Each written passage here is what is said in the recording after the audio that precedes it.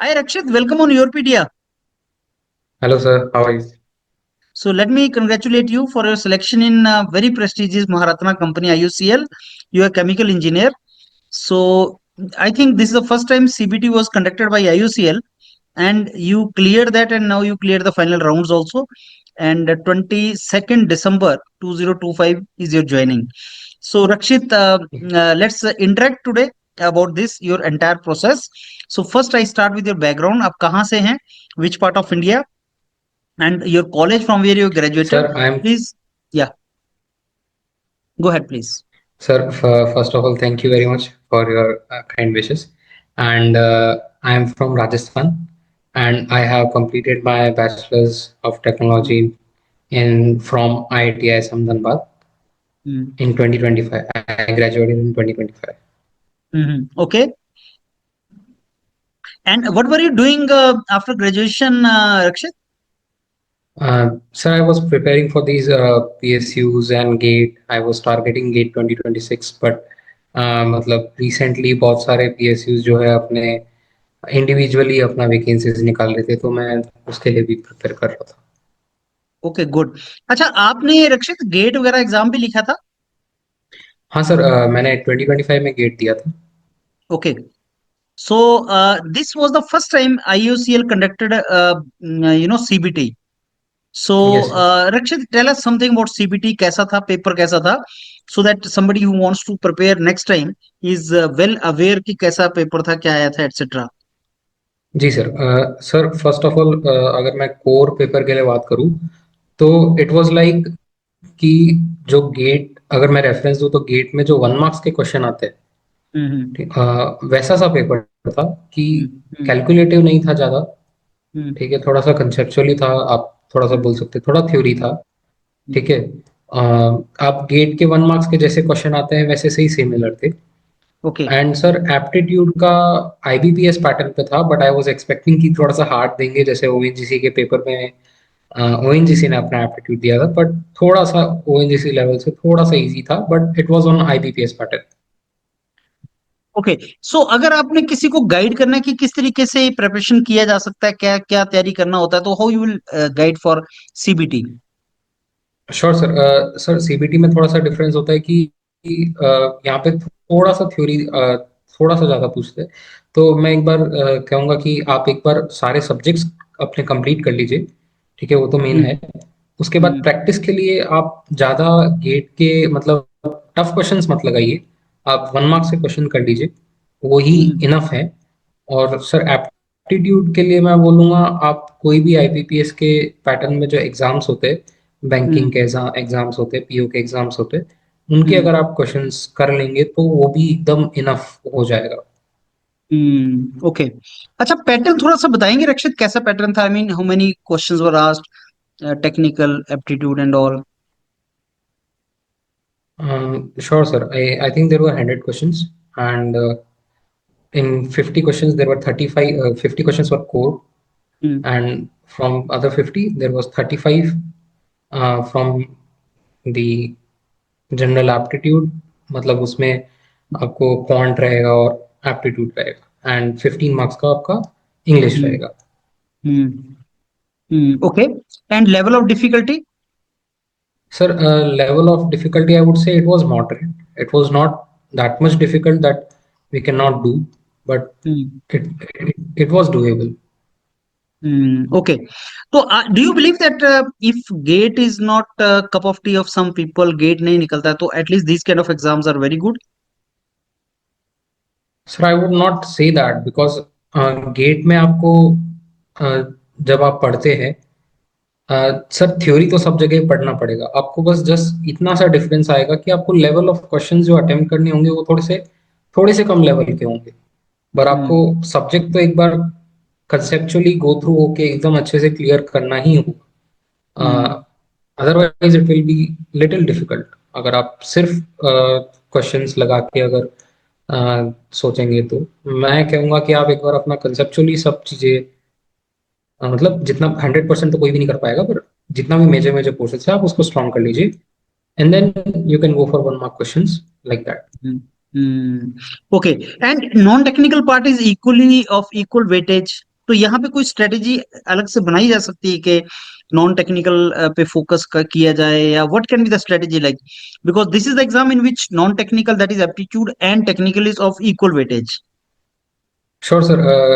I think मैं जब 2025 में जो भी पीएसयू पेपर दे रहा था, जैसे मैंने बार्क दिया था, ओएनजीसी दिया था, तो मैंने एप्टीट्यूड पे बिल्कुल भी मतलब फोकस नहीं किया था। तो हाँ उसकी जी। वजह से मेरे पास मार्क्स बहुत कम रह गए थे। तो बहुत सारे हम्म स्टूडेंट्स ऐसे करते हैं। तो हम्म इक्वल आपको मतलब देना पड़ेगा, क्योंकि वेटेज इक्वल है। हम्म। और ऐसा बोल सकते हैं कि आपका स्कोरिंग का जो चांस है वहां पे ज्यादा है, क्योंकि जो कोर के मतलब जो भी स्टूडेंट्स होंगे वो मेजरली कोर फोकस करते हैं। हाँ जी। ठीक है। तो आपका हम्म, स्कोरिंग चांस उधर ज्यादा है एप्टीट्यूड में। तो मतलब मैं कहूँगा अगर आप, हम्म हाँ, अगर आप आईबीपीएस पैटर्न के मतलब दो पैटर्न होंगे, आईबीपीएस या टीसीएस।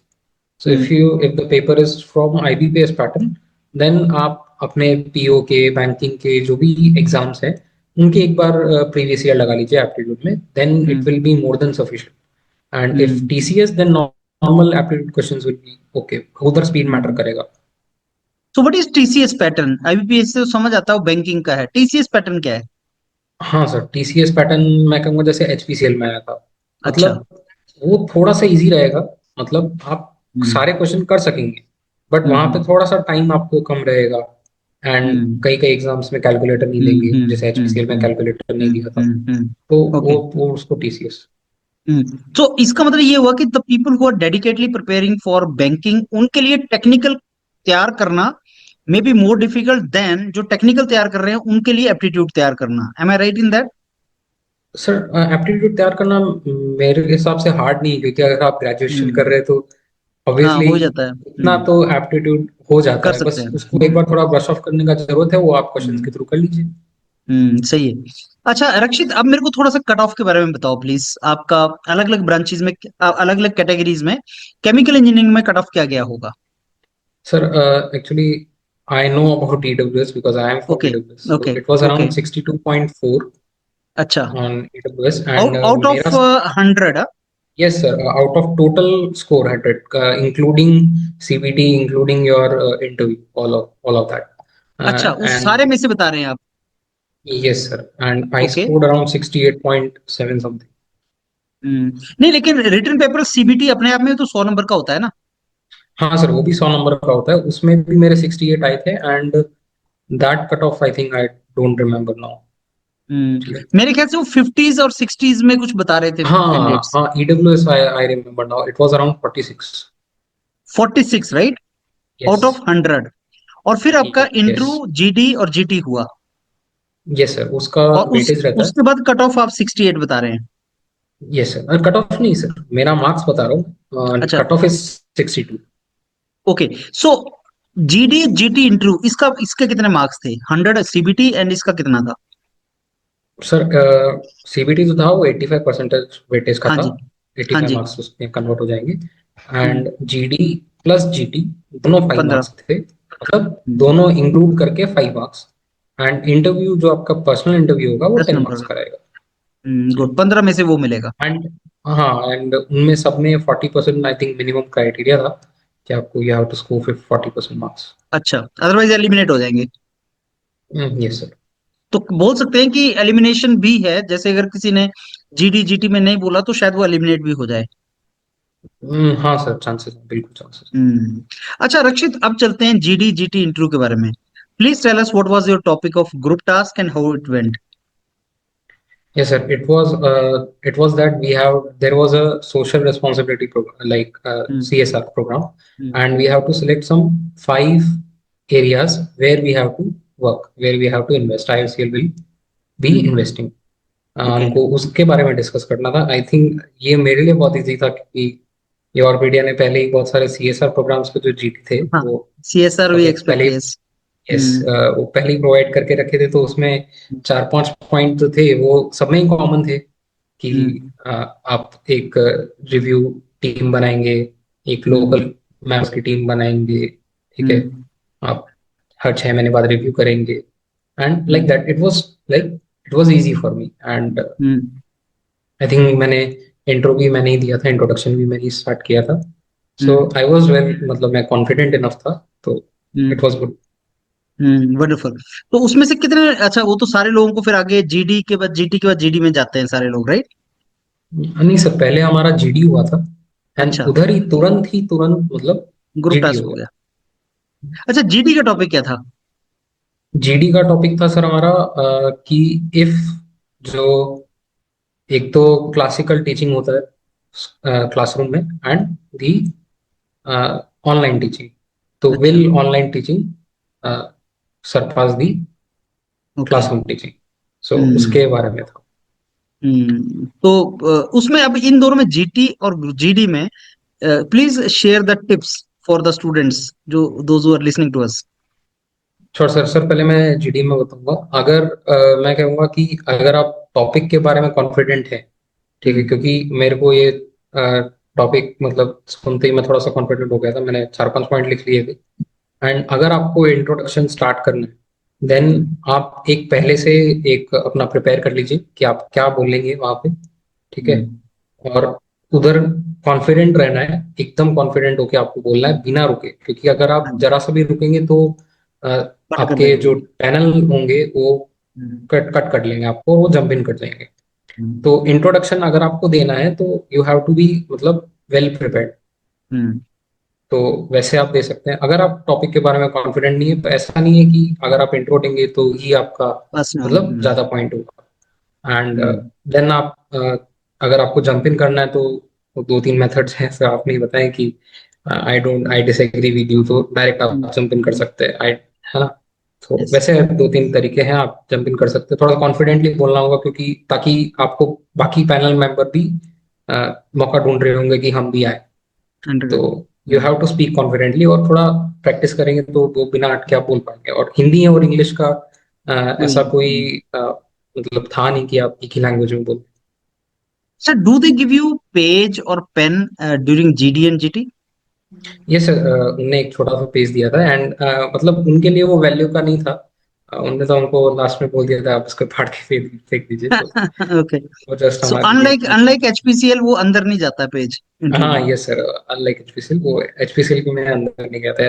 एक्चुअली मैंने एचपीसीएल का भी जीटी दिया था, बट वहां पे थोड़ा मेरा नहीं हुआ था। ओके। तो अच्छा, इस पेज का कोई रेलिवेंस नहीं है, वो अंदर इंटरव्यू में आपसे नहीं पूछेंगे इस पेज में से? अब सर वो कंपनी पे डिपेंड करेगा, जैसे हाँ। एचपीसीएल के लिए वो रेलेवेंट था, आईयूसीएल के लिए वो नहीं आईयूसीएल था। के लिए था। अच्छा, आईयूसीएल के जीडी जीटी में कितने लोग बैठे होते हैं पैनल में, जो आपको ऑब्जर्व करते हैं? सर पैनल में सर, हम्म आईओसीएल में तो जो ऑब्जर्वर थे वो सिर्फ एक ही थे, अच्छा, एंड जैसे वो ही एचपीसीएल में कंडक्ट चार करवा रहे पांच थे। होते हैं, तो आईयूसीएल में एक ही चार होता है? पांच तो नहीं सर, बहुत मैं भी दिया था जीटी, तो I think 7 to 8 people were अच्छा, देयर।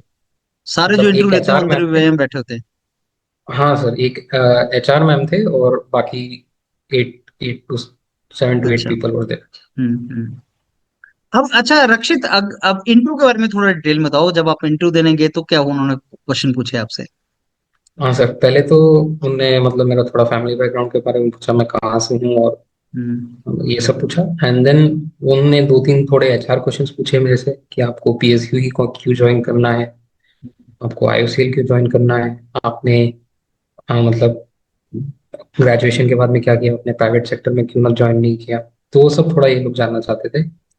एंड उसके बाद मेरा इंटरव्यू टेक्निकल थोड़ा चालू हुआ वहाँ पे। केमिकल से मतलब स्टार्टिंग में ही वो आपको 1-2 क्वेश्चन मतलब ऐसे पूछ रहे थे कि आपको नहीं है।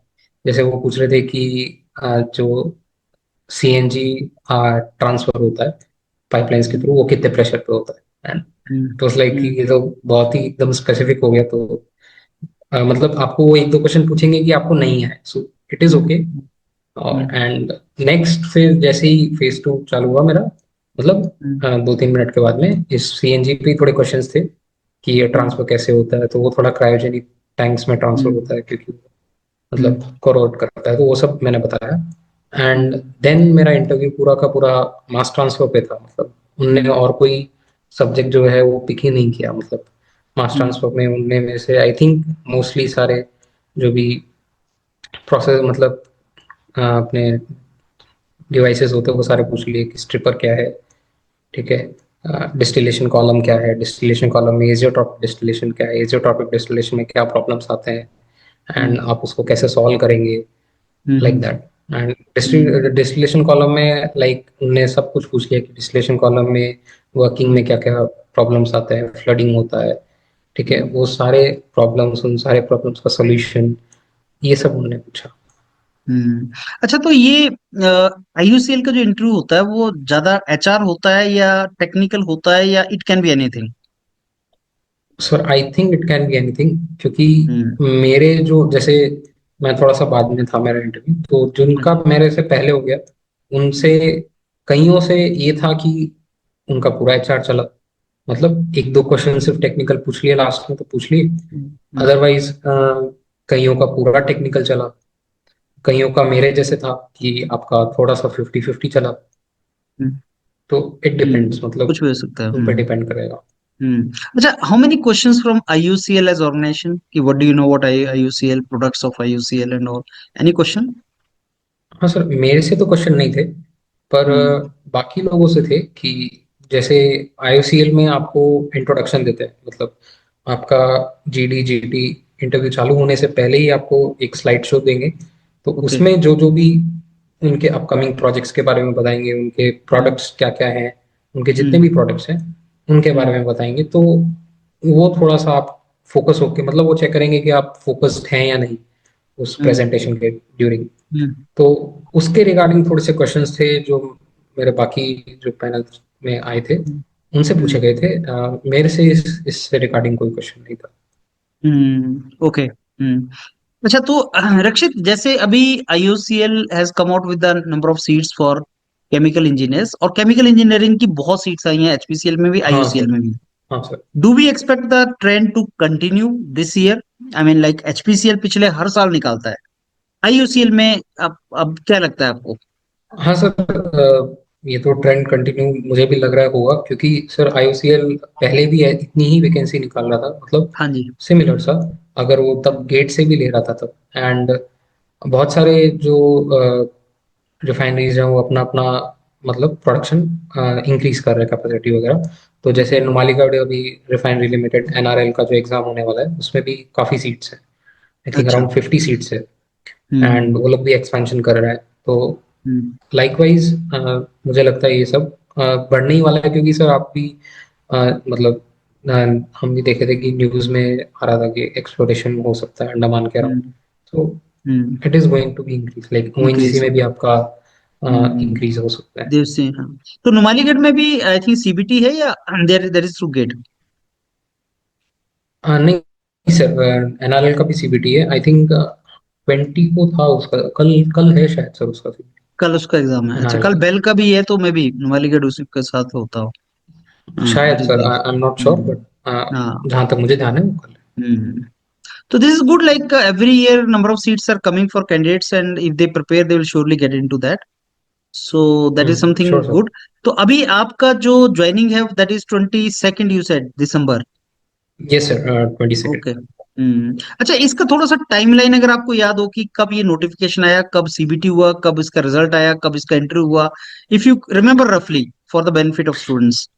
श्योर सर, आई थिंक इसका जो पेपर था वो 30 दिसंबर के अराउंड था, और इसके ओके। एक महीने पहले ही मतलब इसका नोटिफिकेशन आउट हो गया था। ओके। एंड तुरंत 10 जो 30 नवंबर को इसका सीबीटी था, 10 जो दिसंबर है वो इसका रिजल्ट आउट हो गया था। ओके। एंड जो अपना हमको 16 के अराउंड हमको ऑफर लेटर भी आ गए थे। Okay, that was the timeline. चलिए, very good Rakshit. So I think we have more और less covered everything. And now again, I thank you for the time you spared and wish you all the very best for your career with very, very prestigious Maharatna Company of India, IUCL. Thank you. Thank you sir, thank you very much, thank you.